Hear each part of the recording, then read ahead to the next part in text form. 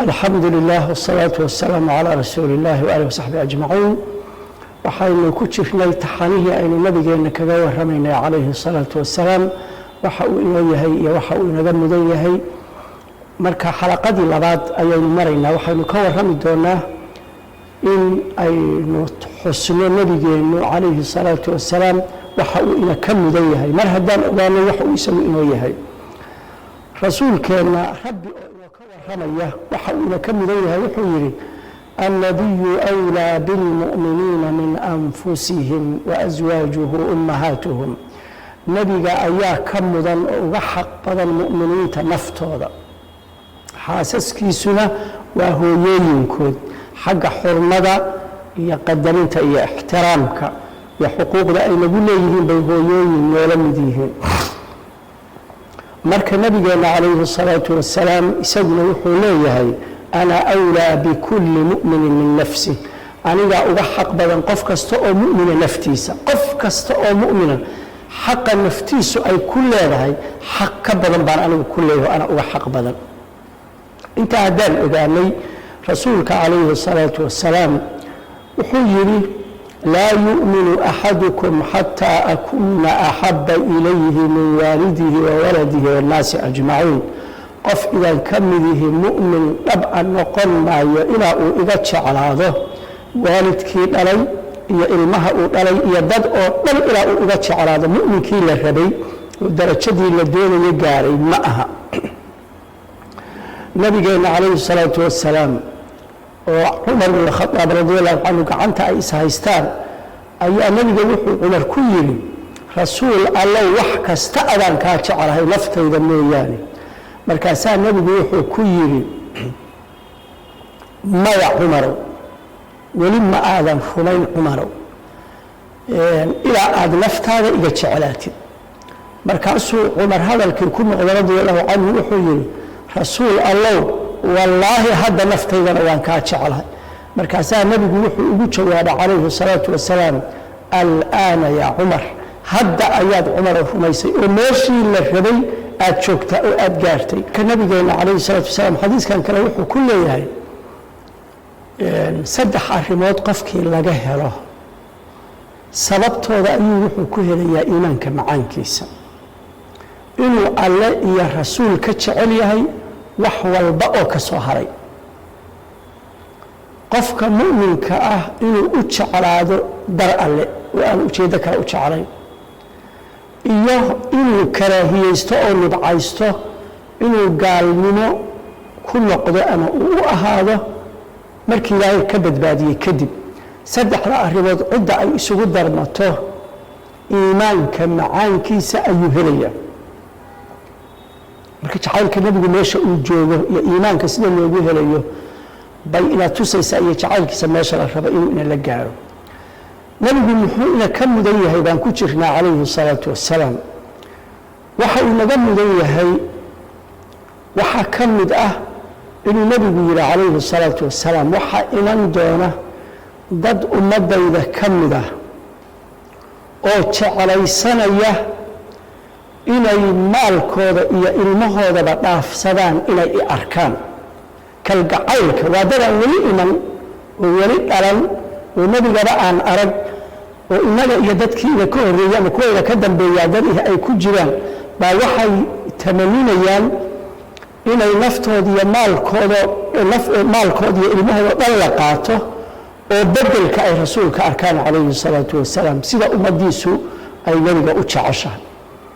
waxay gaartay inuu nin nabiga weydiiyo calayhi salaatu wasalaam rasuul allow qiyaamaha buu ka waraystay iyo saacadda qiyaamo goortay dhacayso markaasuu wuxuu ku yidhi nabigu maxaad u diyaarsatay suu yidhi rasuul allah anigu uma diyaarsan salaad badan oo sunno ah iyo soom badan oo sunno ah dabcan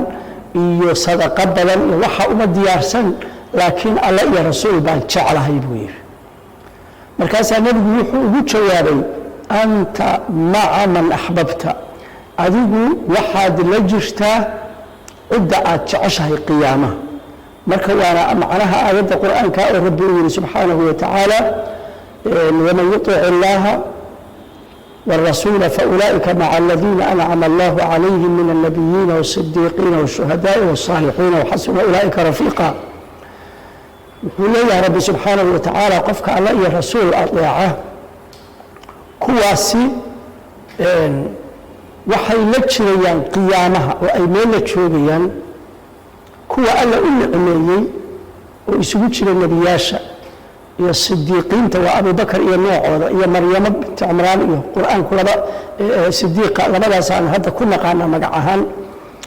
iyo shuhadada kuwa fii sabiilillahi ku shahiiday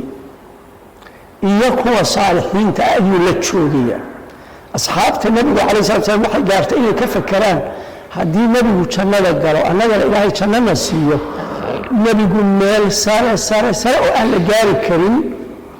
ayuu tegi doonaa annagana meelo hoosaa nala geenayaa jannada nebigu isma arki doono walwalba arrintaa ku haysaa marka aayaddan iyo xadiiska anta maca man axbabta asxaabtu aad iyo aad bay ugu farxeen waayo waxay ogaadeen aakhira haddii la tago nebiga darajadiisa sare oo ilaahay geynayo oo meesha dad oo dhan u sarraysa ah inaysan ahayn mid keenaysa inay nebiga iswaayaan oo ay nebiga arki waayaan ee nebiga ay is arkayaan oo ay wada jirayaan isagoo sidaa uga darajo sarreeya ilaahayna waxba kuma cusla qofka ugu darajo sarreeya ahlu jannaha oo nebi moxamed calayhi salaatu wasalaam iyo qofka ugu janno hooseeya in ay is arki karaan oo ay wada joogi karaan ilaahay awoodiisa weeye subxaanahu wa tacaala marka asxaabtu adduunka iska daay aakhire inabay arki waayaan iyagoo jannada ku wada jira saasay u fakarayaan oo ay arrintaas xanuun uga haysaa nebiga calayhi salaatu wasalaam asxaabta nebiga calayhi salaatu wasalaam nebiga jacaylka ay u qabaan waxay gaartay gabar inta jihaad laga soo noqday dadkii dad ugu xigay oo ninkeedii iyo walaalkeedii aabbaheedii wixii la laayey loo sheegay oo tiri war nebigii xaalkiisu see yahay nebigu muxuu faray saa la yidhi nebigu waa khayr waa fiican yahay itusay tiri nebigii markay aragtay waxay tiri kullu musiibatin bacdaka jalal masiibo kasta oo nagu dhacda mar hadda adigu noo nooshahay nebi allow way sahlan tahay oo way fududahay kalgacaylka ay rasuulka u qabta calayhi salaatu wasalaam dadkay u jeclay oo ugu dhowaa dhalasho ahaan iyo ninkeedii abay weydi markaasay nebigiiba mar hadduu nool yahay waxa kale waa ka kaban karnaayo waa masiibo sahlan bay leedahay heerka ay nebiga calayhi salatu wasalaam asxaabtiisu jacaylkay u qabeen ay ka gaareen waxaa ka mid ah nebiga calayhi salaatu wasalaam dagaalkii uxud markii la galay waad ogtihiin waa tii la hareereeyey oo gaaladu intay meeshiisa ogaadeen ciidamo badan ay ku soo jabeen oo gaalo ah oo markaas rag kooban ay ku soo hareen oo nebiga god ay qodeen uu ku dhacay oo dhaawacaya ay gaareen oo rag asxaabta xoogaaya ay difaacayeen markaasaa nin isaga dhigay oo nebigu wuxuu lahaa yaa naga celinayo oo janno leh markaasaa hadba rag u baxayeen kaasaa waa la isugu tegayaa gaala isugu tegaysa waa la dilay rag kala u baxaya markii u dambaysay sacad ibnu abi waqaas radia allahu canhu oo leerab ku ridaya fallaar ku ganaya gaalada nebiga ku difaacayo ayaa nebigu xaggiisa dambe taagnaa marka wuxuu eegayey fallaadhiisu meesha ay ku dhacdo intuu madaxa la baxo markaasuu sacad wuxuu leeyahy yaa rasuula allaahi naxrii duuna naxrik ulintaadu aniga dhuuntayda ha ku toosnaato laa yusiibuka sahmun min sihaami alqowm fallaaraha gaaladu soo ridaysa ka mid yaanay kugu dhicine madaxa alla baxaysid jooji oo uuntayda ha ku toosnaato yacni waxa soo dhaca oo la soo rido waa inay aniga igu dhacaan oo aniga aysan kuu soo gudbin saasuu doonayaa jacaylka ay nebiga u qabeen calayhi salaatu wasalaam heerka u gaaray ka baryaynaa subxaanahu wa tacaala inuu aakhirana nagula kulmiyo nebiga calayhi salaatu wasalaam iyo asxaabtiisii iyo aalubeytkiisii iyo intii aanu jeclayn oo mu'miniinta ahayd aakhira markii aan tagnana calankiisa hoostiisa kuwa uu ku soo shirinayo uu naga dhigo kuwa xawdkiisa ka cabaya oo nebigu gacantiisa uu ku waraabinayo oo ilaahayna ku daro kuwa ilaahay subxaanahu wa tacaala uu shafaacada nebiga siinayo oo ilaahay ina ku daro baan ka baryaynaa sala allahu wasalam calaa nabiyina muxamedin waaalihi wasaxbihi ajmaciin